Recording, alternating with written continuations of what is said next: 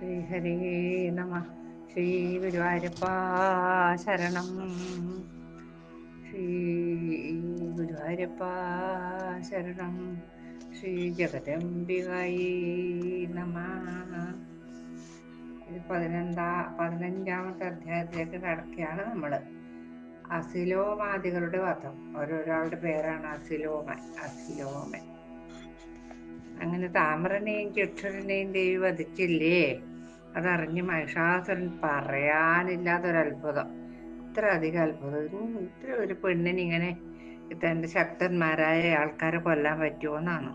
ഒരു കൊച്ചു ബാലിക വീരശൂര പരാക്രമികളായ ദൈത്യന്മാരെ കൊന്നത് കേട്ട് അവൻ്റെ ഉള്ളിൽ ചെറിയൊരു ഭയം ഇല്ലാതില്ല. എങ്ങനെയെങ്കിലും അവളെ വധിക്കാൻ വേണ്ടി മന്ത്രികളിൽ പ്രധാനിയായ വിടാലൻ, അസിലോമാവ് എന്നിവർ അനവധി സൈന്യങ്ങളുടെ അകമ്പടിയോടുകൂടി ദേവി സവിധത്തിലേക്ക് അയച്ചു. നേരിട്ട് പോന്നില്ല, ഇവന് ധൈര്യമില്ല. 18 കരങ്ങളിലും ദിവ്യായുധം ധരിച്ച് സിംഹാരൂഢിയായി ദൈത്യവധത്തിന് തയ്യാറായി വിരാജിക്കുന്ന ദേവിയോട് അസിലോമാവ് പുഞ്ചിരിയോടുകൂടി പറഞ്ഞു, ദേവി, അവിടുന്ന് എന്തിനാണ് ഇങ്ങോട്ട് പോകുന്നത്? സത്യം മാത്രം പറഞ്ഞാലും ഒരു തെറ്റും ചെയ്യാത്ത ഈ ദൈത്യന്മാരെ വധിക്കാൻ ഒരുങ്ങുന്നത് എന്തുകൊണ്ടാണ്? വേണമെങ്കിൽ നമുക്ക് സന്ധി ചെയ്യാം. രത്നമോ സ്വർണമോ ഭൂഷണങ്ങളോ എന്ത് വേണമെങ്കിലും അത് അവിടുത്തെ മുമ്പിൽ എത്തിക്കുകയും ചെയ്യാം. ദുഃഖവും വേദനയും മാത്രമുള്ള ഈ യുദ്ധത്തിന്റെ ആവശ്യം എന്താണ് എന്ന് ചോദിച്ചു. അസിലോമാവ് ചോദിച്ചു.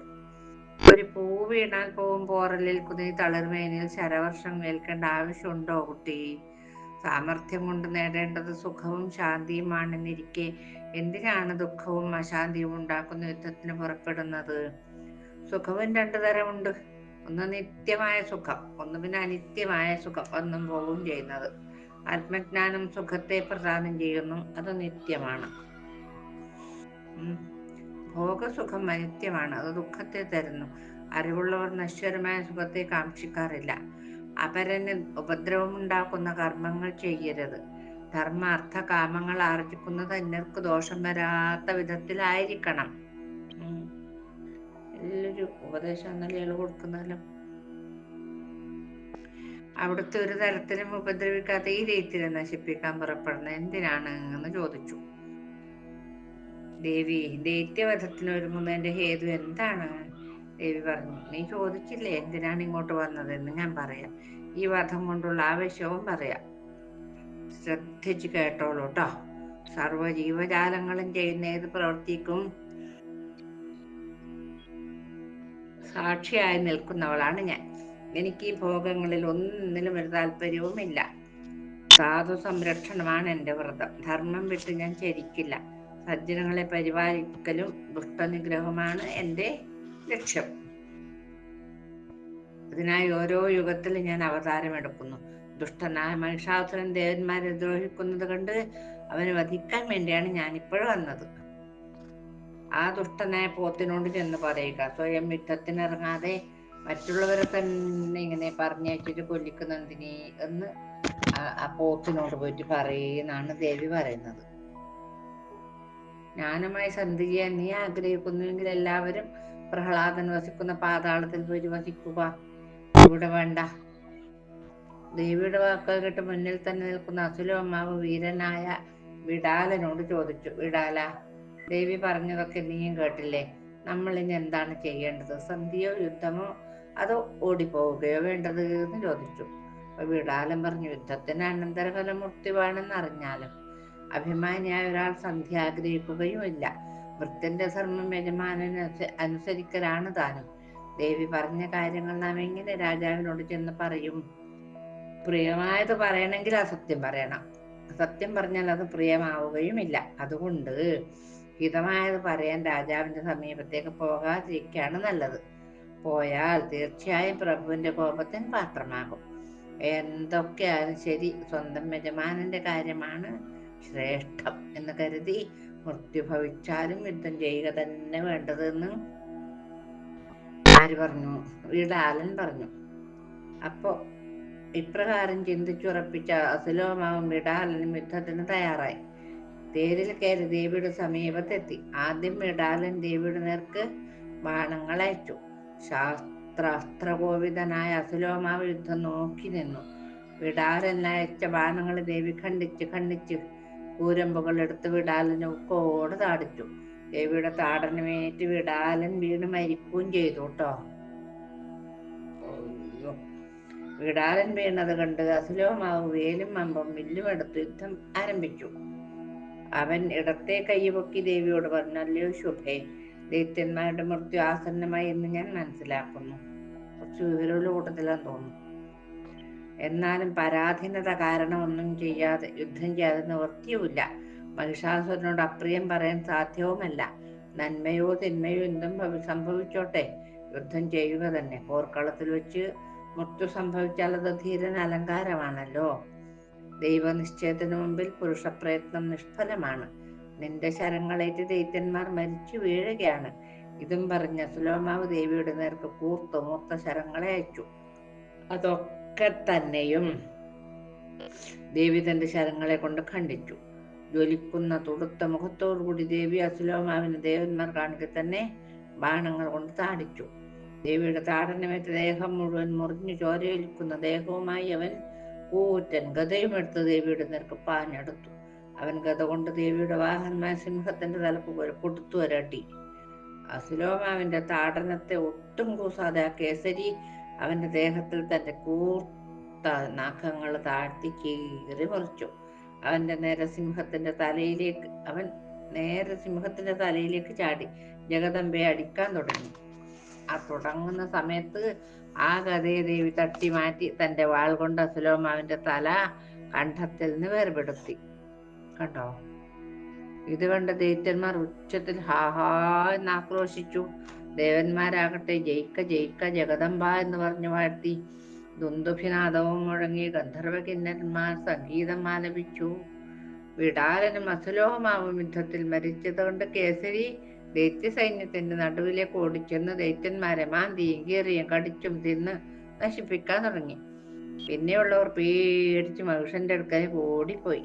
രക്ഷിക്കണേ രക്ഷിക്കണേ എന്ന് പറഞ്ഞ് ഉറക്കാക്കരഞ്ഞും കൊണ്ട് അവര് അദ്ദേഹത്തിന്റെ, അതായത് ഈ പോത്തിന്റെ അടുത്തേക്ക് എത്തി എന്ന് പറയുന്നു.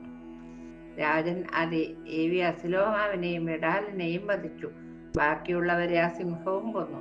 യുദ്ധത്തിന്റെ വർത്തമാനങ്ങളൊക്കെ തന്റെ പ്രഭുവിനോട് അവർ വിസ്തരിച്ച് പറഞ്ഞു കൊടുത്തു. ദൈത്യന്മാർ പറഞ്ഞ കാര്യങ്ങളെപ്പറ്റി ചിന്തിച്ച് മഹിഷൻ അവശനായി. ഇതിങ്ങനെ ആൾക്കാരെ പറഞ്ഞിട്ട് കൊല്ലിക്കുന്നൊരു സ്വഭാവം. അങ്ങനെ അസുലോമ വിടാലവധം എന്ന 15-ാം അധ്യായം ദേവിയുടെ പാദങ്ങളിൽ സമർപ്പിച്ചു. ഇനിയാണ് രണ്ടുപേരും, അതായത് മഹിഷാസുരനും ദേവിയും തമ്മിലുള്ള സംവാദം. പിന്നീടാണ് യുദ്ധം നടക്കുക. അസുലോമാവിനെയും വിടാലിനെയും ദേവി വധിച്ചതറിഞ്ഞ് മഹിഷാസുരൻ രോഷാകുലനായി ദാരുകനോട് ആജ്ഞാപിച്ചു, എന്റെ വലിയ തേരുവേഗം കൊണ്ടുവരൂ, ഇനി ഞാൻ തന്നെ യുദ്ധത്തിന് പുറപ്പെടുകയാണ് എന്ന് പറഞ്ഞു. അപ്പൊ മഹിഷന്റെ ആജ്ഞപ്രകാരം 1000 കഴുതകളെ പൂട്ടിയ വലിയ രഥം ദാരുകൻ മഹിഷന്റെ മുമ്പിൽ കൊണ്ടുവന്ന് നിർത്തി. 1000 കഴുതകള ഭംഗിയായി അലങ്കരിച്ച രഥത്തിൽ മഹിഷൻ മർത്യരൂപം ധരിച്ച് സർവാലങ്കാര വിഭൂഷണനായി തന്റെ സേനയുടെ അകമ്പടിയോടുകൂടി ദേവിയുടെ സമീപത്തേക്ക് പുറപ്പെട്ടു. എന്നൊരു മനുഷ്യന്റെ രൂപം എടുത്തു. മഹിഷന്റെയും സേനയുടെയും വരവ് കണ്ട് ദേവി ശംഖനാദം മുഴക്കി. മഹിഷൻ ദേവിയുടെ അടുത്ത് എന്ന് പറഞ്ഞു, ദേവി, സമൂഹത്തിൽ എല്ലാവരും ആഗ്രഹിക്കുന്ന സുഖമാണ്. സുഖം 3 തരത്തിലുണ്ട്, പ്രീതി കൊണ്ടും ഹേതു കൊണ്ടും സ്വഭാവം കൊണ്ടും. ആദ്യം പറഞ്ഞ സുഖത്തിനെ പറ്റി പറയാം. മാതാപിതാക്കൾക്ക് മക്കളോടുണ്ടാവുന്ന സ്നേഹം ഉത്തമം. സോദരന്മാർ തമ്മിലുണ്ടാവുന്ന സ്നേഹം ഹേതു മൂലമാണ്, അത് മധ്യമം. വഴിപോക്കർ തമ്മിലുള്ള സ്നേഹമോ സ്വാഭാവികമെന്ന് അറിവുള്ളവർ പറയുന്നു. അല്പസുഖം കിട്ടുന്ന ഈ സ്നേഹത്തെ ചേർച്ചയെ കനിഷ്ഠമെന്ന് പറയാം. കുലം, ശീലം, രൂപം തുടങ്ങിയ ഗുണങ്ങളുള്ള സമന്മാരിൽ നിന്ന് കിട്ടുന്ന സുഖം ശ്രേഷ്ഠമാണ്. വീരനായ എന്നെ നീ വരിക്കുകയാണെങ്കിൽ നിനക്ക് സുഖം കിട്ടും. സമാന പ്രായക്കാരായ സ്ത്രീ പുരുഷന്മാരുടെ ചേർച്ച അത്യുത്തമമാണെന്ന് സജ്ജനങ്ങൾ പറയുന്നു. ഇന്ദ്രൻ തുടങ്ങിയ ദേവന്മാരെ ജയിച്ച് ഞാൻ സ്വർഗം കൈയടക്കിയിരിക്കുകയാണ്. വിശേഷപ്പെട്ട രത്നങ്ങളെല്ലാം ഇപ്പോൾ എൻ്റെ ഭണ്ഡാരത്തിലുണ്ട്. അതെല്ലാം നിനക്കുള്ളതാണ്. ത്രിമൂർത്തികളെ ജയിച്ച ഞാൻ നിന്റെ മുമ്പിൽ ദാസനായി നിൽക്കുകയാണ്. ദേവി പറഞ്ഞു, പരമപുരുഷനെ ഉപേക്ഷിച്ച് ഞാൻ അന്യനെ സ്വീകരിക്കുമെന്ന് നീ കരുതുന്നുണ്ടോ വിഡ്ഢി? അവൻ സാക്ഷിരൂപനാണ്, ഞാൻ പ്രകൃതിയും. ആ പുരുഷന്റെ ഇച്ഛക്കനുസരിച്ചാണ് ഞാൻ സൃഷ്ടി നടത്തുന്നത്. ആ പരമാത്മാവിന്റെ സാന്നിധ്യം കൊണ്ടാണ് ഞാൻ ചൈതന്യരൂപിയായി നിൽക്കുന്നത്. ഇരുമ്പ് കാന്തത്തിനോട് ചേരും പോലെ ഞാൻ അവനിൽ ചേർന്ന് നിൽക്കുന്നു. ഞാൻ സാധാരണ സുഖങ്ങളിൽ ഭ്രമിക്കുന്നില്ല. ഹേ ദൈത്യ, ശമം മനസ്സിന് അത്യാവശ്യമാണ്. പൗരന്മാരോടുള്ള ശത്രുത ഉപേക്ഷിച്ച് പാതാളത്തിലേക്ക് പോകുക, അല്ലെങ്കിൽ എന്നോട് യുദ്ധം ചെയ്യുക. നിന്നെ വധിക്കാൻ വേണ്ടി ദേവന്മാർ എന്നെ ഇങ്ങോട്ട് പറഞ്ഞയച്ചതാണ്. ഞാനൊരു സത്യം പറയാം, നിന്റെ വാക്കുകളിൽ സൗഹൃദമുണ്ട്. അതുകൊണ്ട് ഞാൻ സന്തുഷ്ട ചിത്തയാണ്. നീ യഥാസുഖം പാതാളത്തിൽ വാഴുക. അല്ല, യുദ്ധത്തിനാണ് പുറപ്പെടുന്നതെങ്കിൽ ഞാൻ തീർച്ചയായും നിന്നെ വധിക്കുന്നുണ്ട്. അത് ഉറപ്പാണ്. നിന്റെ വാക്കിന്റെ ഒരു മാധുര്യം കൊണ്ടാണ് നീ പോയിക്കോ, രക്ഷപ്പെട്ടോന്ന് ഞാൻ നിന്നോട് പറഞ്ഞത്. ദേവിയുടെ വാക്കുകൾ കേട്ട് മനുഷ്യൻ മൃദുവായും മധുരമായും പറഞ്ഞു, നിന്റെ തളിർമേനിയിൽ പ്രഹരിക്കാൻ എനിക്ക് വിഷമമുണ്ട്. ലോകാധിപന്മാരെയൊക്കെ ജയിച്ച ഞാൻ എങ്ങനെയാണ് നിന്നോട് യുദ്ധം ചെയ്യുക? ലാവണ്യവതിയായി നിന്നെ വധിച്ചിട്ട് എനിക്ക് എന്ത് കീർത്തിയാണ് ലഭിക്കുക? സ്ത്രീഹത്യ, ബാലഹത്യ, വിപ്രഹത്യ ഇതൊക്കെ ബ്രഹ്മഹത്യക്ക് സമമാണ്. നിന്നെ ബലാത്കാരമായിട്ട് എനിക്ക് കൊണ്ടുപോകാൻ സാധിക്കും, പക്ഷെ അതിലെന്ത് സുഖമാണുള്ളത്? അതൊരു സുഖമില്ല. ഞാൻ വളരെ വിനീതനായി അഭ്യർത്ഥിക്കുകയാണ്, നിന്റെ സുന്ദരമായ മുഖം എനിക്ക് കണ്ടുകൊണ്ടിരിക്കണം. പ്രിയതമനില്ലാത്ത സ്ത്രീ സുഖിയായിരിക്കയില്ല. നീ അതീവ സുന്ദരിയാണ്. നമ്മൾ തമ്മിൽ നല്ല ചർച്ചയുമാണ്. ഭോഗസൗഖ്യം ഉപേക്ഷിക്കാൻ ആരാണ് നിന്നോട് പറഞ്ഞത്? ചോദിച്ചു വിദ്യാസുരനായ പോത്ത്. വിഷ്ണു രമയോട് ചേരുമ്പോൾ സ്ത്രീയുള്ളവനായി തീരുന്നു. അതേപോലെ ബ്രഹ്മാവ് വാണിയോട് കൂടുമ്പോഴും ശിവൻ ശൈലജയോട് കൂടുമ്പോഴും ഇന്ദ്രൻ ശചീദേവിയോട് കൂടുമ്പോഴും ഐശ്വര്യപൂർണരായി വിരാജിക്കുന്നു. അതിനാൽ നീ എൻ്റെ കൂടെ പോന്ന് എൻ്റെ പട്ടമഹിഷായി വാണാലും, അല്ലെങ്കിൽ മണ്ഡോദരിയുടെ അനുഭവമായിരിക്കും നിനക്ക് വരാൻ പോകുന്നത്. ഇത്രയും പറഞ്ഞുകൊണ്ട് ഈ 16-ാമത്തെ അധ്യായം ദേവി മഹിഷ സംവാദം എന്ന 16-ാം അധ്യായം മഹാദേവിയുടെ പാദങ്ങളിൽ നമ്മൾ സമർപ്പിച്ചു. ഇനിയിപ്പൊ മണ്ഡോദരിയുടെ കഥ പറയണ്ടേ? മഹിഷൻ മന്ദോദരിയെ പറ്റി പറഞ്ഞപ്പോൾ ദേവി ചോദിച്ചു, ആരാ ഈ മന്ദോദരി?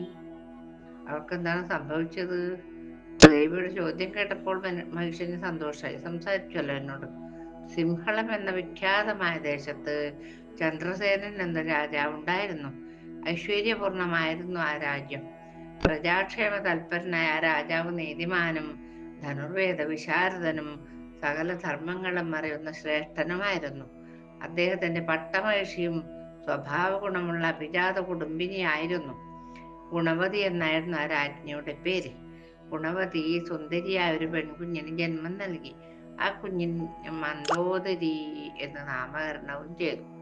യൗവനപ്രായമായപ്പോൾ രാജാവൾക്ക് ഗുണസമ്പന്നനായ വരനെ അന്വേഷിച്ചു തുടങ്ങി.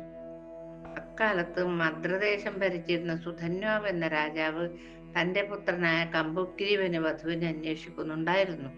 സിംഹളദേശത്തെ ബ്രാഹ്മണന്മാർ ചന്ദ്രസേനനോട് പറഞ്ഞു, അങ്ങയുടെ പുത്രിക്ക് യോജിച്ച വരൻ മദ്രദേശത്തിലുണ്ട് എന്ന് പറഞ്ഞു.